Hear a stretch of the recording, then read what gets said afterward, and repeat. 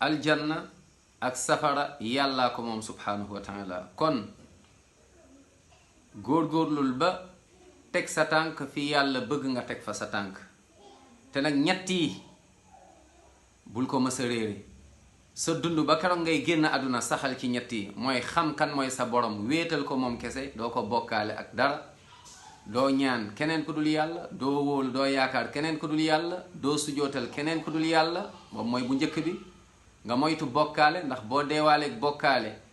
lépp loo mës a def ci lu baax perte nga ko te nag mbugal moo lay xaar bés penc tàmmali sa bàmmeel mujj bu ñaaw nga nar a sax biir safara ba faw yàlla nañ ci yàlla musal kon sa borom nga xam kan mooy sa yonent Muhammad sallallahu alayhi wa sallam moom rek lañ lay laaj ci bàmmeel kenn duñ la fa laaj benn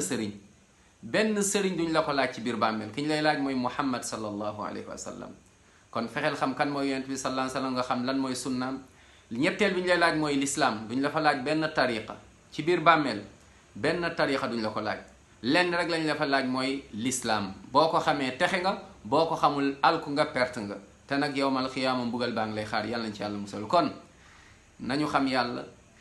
nu ñuy xamee yàlla mooy yonent bi sallallahu alayhi wa sallam moo ñu koy xamal nañu xam lislaam ni ñu koy xamee mooy yonent bi sallallahu alayhi wa sallam moo ñu koy xamal kon nang ci ngoy ñu ngi dund jamono joo xamante ne ñu bari dañuy wootoo diine bal ay sëriñ waaye nag ñooy yóbbu nit ñu bari safara kon yeewul avant qu'il ne soit trop tard